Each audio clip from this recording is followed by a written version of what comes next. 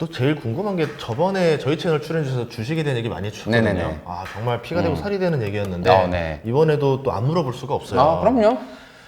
저번에 약간 BBC에서 주식을 이제 뭐 팔아야 될 때다 네. 말씀하셨는데 지금은 어떻게 보세요? 살 땐가요, 팔 땐가요? 사실 저는 2100에서 2000 사이는 온다라고 생각을 했었고, 그 시기에 투자를 했었고, 그리고 매도를 하고 있어요. 근데 이렇게 생각을 해요.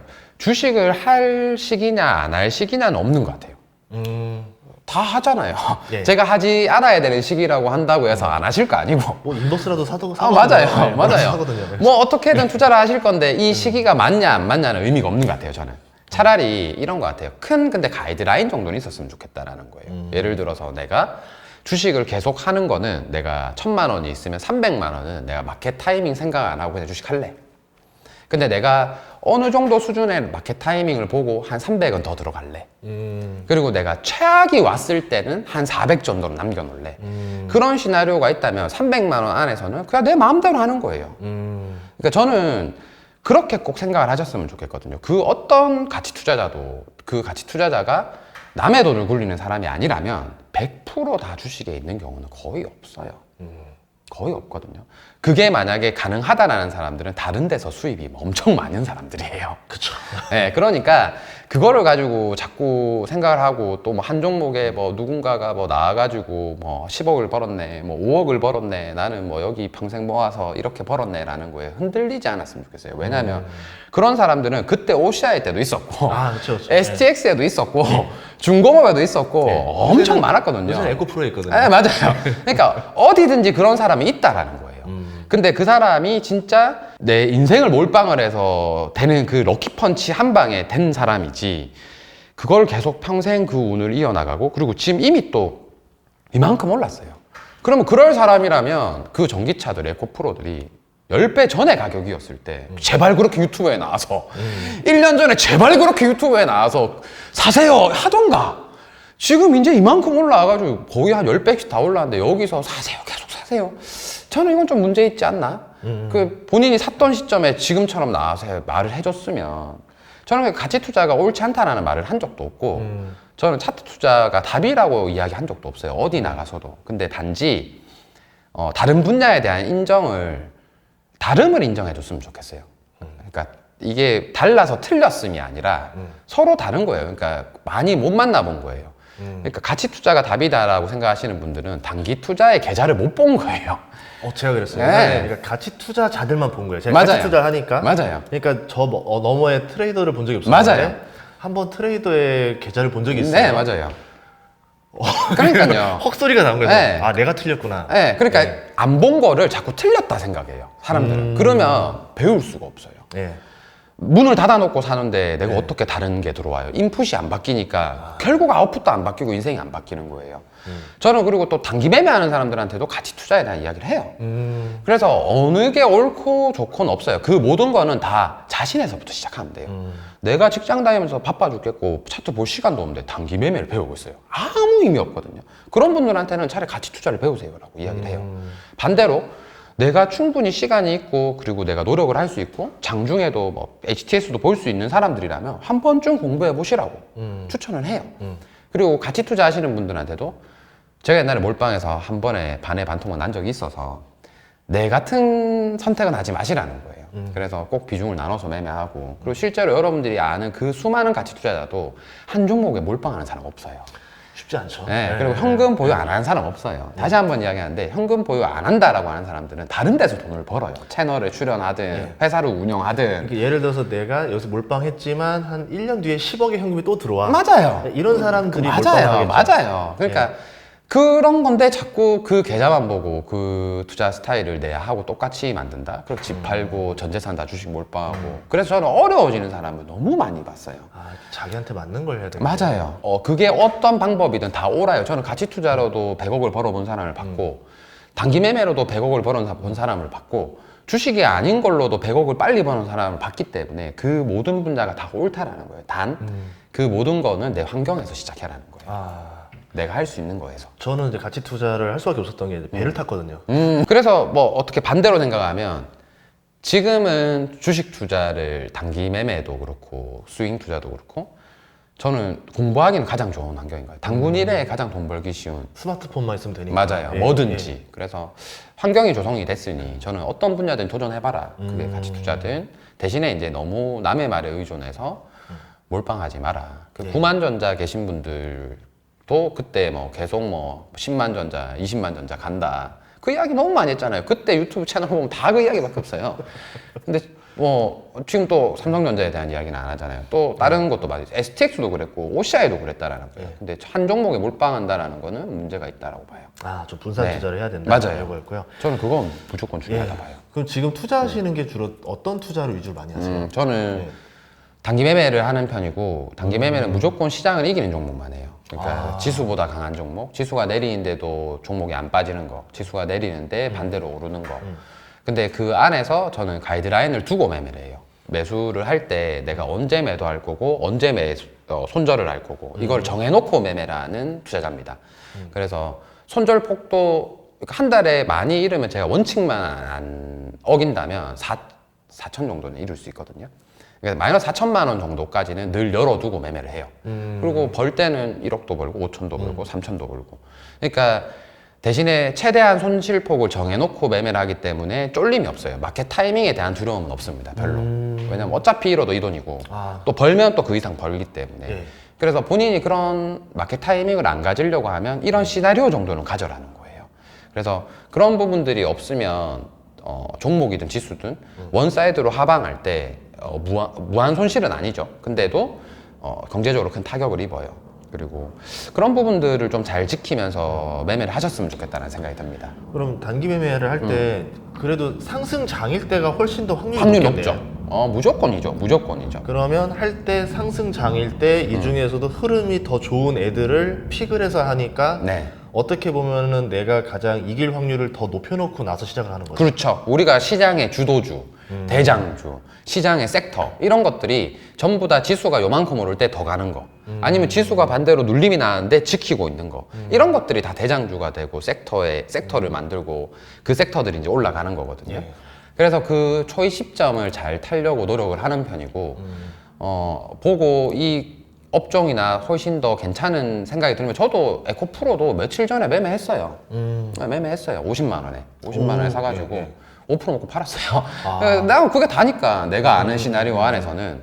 그래서 에코프로도 한 8번, 9번 매매했어요. 그동안 올라오면서 계속 제가 아는 자리에 오고 그러니까 단기 매매로 했을 때 맞아요. 이렇게 예. 맞아요. 제가 아는 눌림까지만 내려오면 시장이 제일 좋은 종목이니 다이렉트로 안 죽겠다.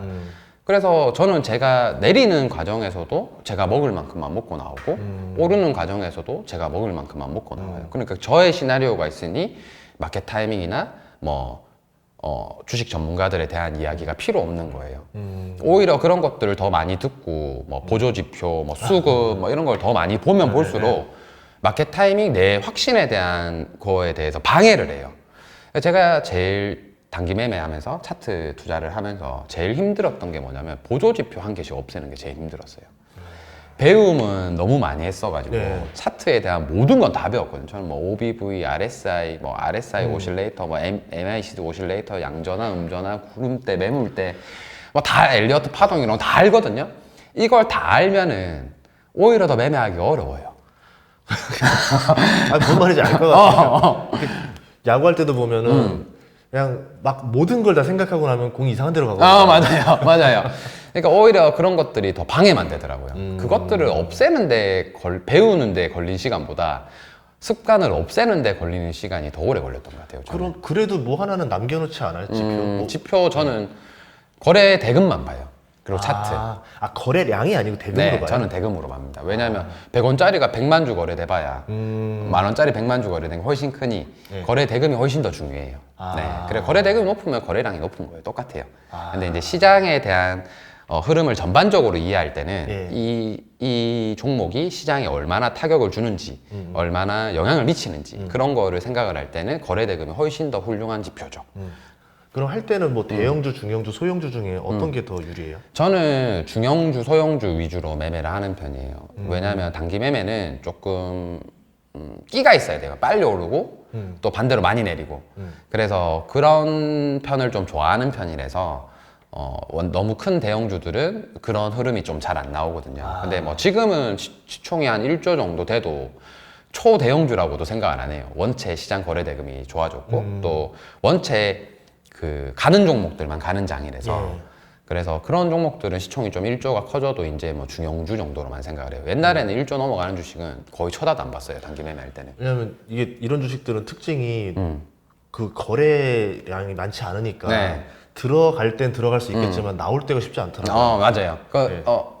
한 15%그 상한가 제도만 했을 때도 한 종목에 많은 돈을 들어가기 진짜 어려웠어요. 근데 코로나가 진행되고 전 국민이 주식에 관심을 가지기 시작하고 그리고 이제 거래 대금이 1,000억 넘어가는 게 그냥 매일매일 나오는 이 시기가 되고 나서부터는 단기 매매 자금에 있어서 한계를 그렇게 많이 받진 않아요. 그리고 저는 또 한 종목에 많이 들어가는 경우도 아니기 때문에 종목 정도로 그러면 하고. 종목을 여러 개를 동시에 봐야 되잖아요. 저는 관종이 한 300종목 정도 봅니다.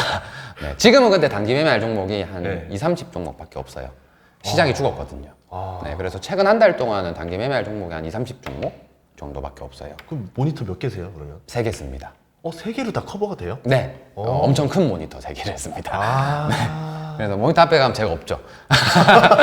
예전에는 주식 투자 수입이 저는 투자로만 돈을 벌어서 부자가 됐기 때문에 주식 투자 수입이 한 90%가 넘었을 때는 모니터 6개가 있었어요. 와, 시야가 커버가 안 될 건데 이렇게 봐야 될 텐데. 네, 계좌를 많이 나눠서 매매를 하기 때문에 저는 제가 몰빵 성향을 지금도 못 고쳐가지고 계좌를 항상 이렇게 금액을 단위로 쪼갈려가지고 6개, 8개를 운영을 해요. 그래서 이제 계좌를 여러 개 쓰다 보니까 접속해 있는 HTS 수가 많겠죠? 그래서 이제 PC를 2대를 쓰고 모니터 6개 정도 봤던 시기도 있었어요. 그렇게 해야 되는 네. 거구나.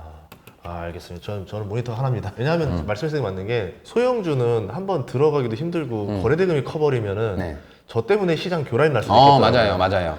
그래서 빠져나오지도 못하는 네, 거예요. 맞아요. 그래서 너무 힘든데 했는데 분할을 해야 된다. 네. 저 옛날에 한미사이언스 한미 약품을 70억 가까이 산 적이 있었거든요. 2종목만. 그때도 힘들었어요. 그 큰 종목도. 그러니까- 그때도 팔고 나가기 힘들었고 BGF 제가 BGF 리테일이랑 분할되고 그때 제 첫 책 썼을 때인데 이때 이제 멋있어 보이려고 한 40억, 50억 사가지고 손절도 안 하고 물려있다가 6억 손절했는데 하루에. 근데 그 종목도 팔 때 진짜 힘들었어요. 근데 뭐 지금은 오히려 단기 매매 가능한 종목들은 호가가 뭐 한 3, 4억씩은 그냥 받쳐줘서 그 뭐 10억씩, 20억씩 들어가는데 무리 없는 호가들도 꽤나 많아요. 그래서 지금 오히려 단기 매매하는 사람들이 훨씬 더 돈을 벌기 쉬운 그런 장인 것 같아요, 트레이너들이. 알겠습니다. 네. 그럼 올해 하반기는 좀 증시 어떻게 보세요? 사실 마켓 타이밍을 조금 언급하기는 제가 뭐 엄청 대단한 전문가도 아니고 저보다 훨씬 뛰어난 애널리스트 분들이 너무 많아서 조금 애매하긴 한데 저는 근데 2천은 한번 구경하지 않을까? 네, 2천은 한번 구경하고 2천을 무너뜨리는 순간이 한순간이라도 온다면 올해든 내년이든 한순간이라도 온다면 위기, 제가 이야기하는 위기는 지수의 반토막 전략이죠. 그 지수의 반토막 전략인 1600까지는 두세 달 안에도 뭐 언제든지 시간이 조용하면 온다라고 봐요. 지수는 위기가 왔을 때는 2달 안에 20% 이상 빠지거든요. 그러면 2000이 넘어가서 20%가 빠지면 1600이에요. 거의.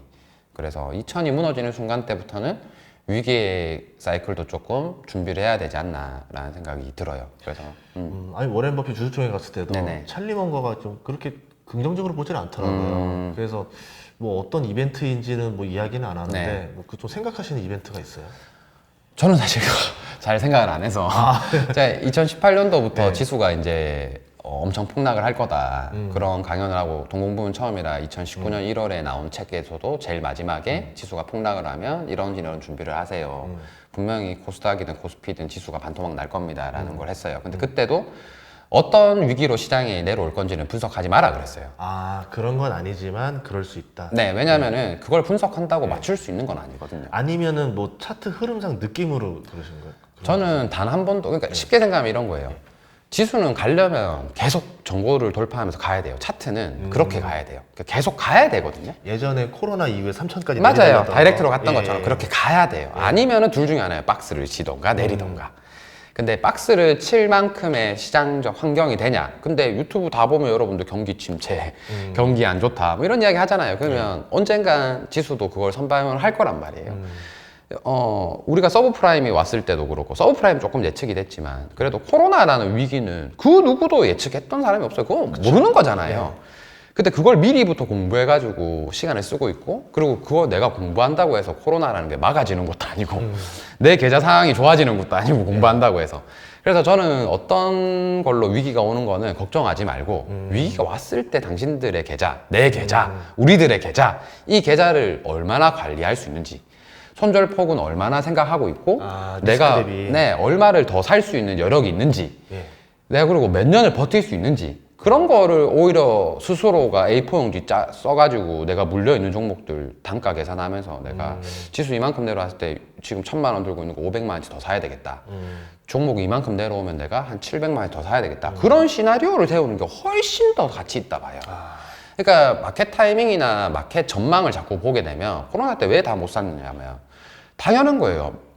자꾸 무섭다 그러니까 더 빠진다 그러니까. 지금 저는 대구에 이제 부동산을 올해부터 한 채씩 살 거거든요. 근데 그 대구에 부동산이 많이 빠져서 이제 올해 한 채 사고 내년에 한 채 사고 계속 살 거예요. 근데 저한테 항상 물어보시는 분들이 더 빠지는 거 아니에요? 더 빠지는 거. 저는 더 빠지면 한 채 더 사겠다라는 생각이 있어요. 저는 제가 생각했던 시나리오대로 된 거거든요. 그러니까 대구의 최고가 아파트들이 30% 이상 가격이 내렸어요. 그러면 이제 그때부터 사겠다라는 거예요. 반토막 될 때까지.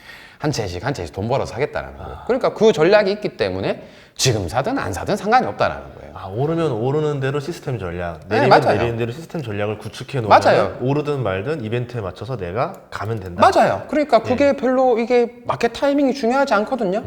근데 사람들이 마켓 타이밍이 자꾸 중요하다고 생각하는 사람들은 스스로가 그런 계획이 없는 거예요. 이런 투자는 저는 의미 없다 봐요. 그러다 보니까 실패했을 때 너무 크게 잃는다라는 거예요. 그렇게만 생각을 좀 해요. 이길 줄 알았는데 왜 이렇게 된 거야? 이러면서. 맞아요. 그리고 그렇게 했을 때는 졌을 때 피드백을 안 해요. 그냥 계좌를 닫죠. 에셋을 끄고. 네. 그러고 살죠. 언젠간 올라오겠지 하고. 근데 뭐 그것도 근데 좋아요. 뭐 삼성전자라든지 진짜 우리나라의 굴지의 대기업들은 어쨌든 우상하고 본전을 주니 내가 계속 사면은 돼요. 그거 직장인들 좋은 투자사라고 저는 생각을 하거든요. 근데 그때 내가 집 팔고 뭐 팔고 했던 사람들이 문제인 거예요. 그게 이제 삼성전자를 혹은 뭐 현대차를 혹은 뭐 우리가 너무 잘 아는 큰 기업을 매일 적금식으로 산다라는 시나리오는 오케이. 그 시나리오가 있었으면 오케이예요. 근데 그때 이제 더 팔고 집 사던 거 안 사고 대출 받고 그게 이제 내 시나리오가 없이 남의 말만 듣고 투자를 한 거죠. 그래서 그게 문제가 됐던 것들이기 때문에 저는 투자함에 있어서 가치 투자도 그런 시나리오가 있어야 된다라고 생각을 하면 좋을 것 같아요. 알겠습니다. 그럼 지금 좀 보셨을 때 뭐 지수 대비 좀 흐름이 좋은 업종들이 있어요? 근래 이제 엔터주들 좀 좋았었고. 엔터. 네, 이미 지수는 5월, 4월에 빠졌는데 엔터주들은 지키고 있었어요. 유일하게. 그러니까 먼저 쳤죠. 네, 그리고 네이버도 좋았어요. 네, 네이버도 좋았었고. 이제 단지 이제 눌림이 나오면 저는 이제 단기 매매로 공략을 할 거고, 이미 엔터주들은 상승했던 종목은 저는 안 사요. 네, 상승하고 내려오는 거를 상승하는 거 확인하고 눈으로. 왜냐면 상승하는 시점까지 내가 다 본다면 저는 PC 앞에 있어야지 여기 못 있어요. 사업도 못 해요. 네, 저는 확인하고 사요.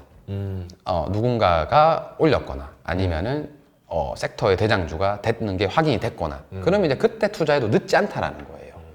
근데 이제 사람들은 자꾸 오를 때 그 마켓 타이밍 빨리빨리 살라니까, 그리고 계속 오르고 있는 종목만 살려고 하니까 자기 시나리오가 없는 것 같아요. 그래서 저는 근래에는 괜찮았고, 그거 찾아보고 나서 한 일주일 동안은 제가 책 때문에 아예 거의 지수랑 시총 큰 거는 찾아보지 못해서 저는 지금 뭐 중소형주들 좀 괜찮은 종목들, 그런 종목들 시장 대비 많이 빠진 종목들을 좀 사모아서 오늘도 좀 많이 팔고 나왔거든요. 그럼 마지막으로 네. 주식 투자로 돈을 벌 수 있는 노하우 좀 정리해서 좀 할 수 있을까요?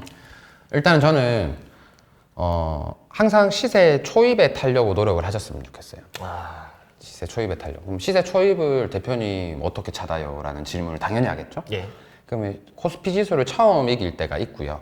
그 종목이 거래 대금이 2천억 이상 양봉으로 나왔을 때 그때 시세가 초입이에요. 지금 있는 모든 전기차들, 뭐 금장부터 시작해서 에코프로 그것들도 전부 다 시세 초입이라는 게 있었어요.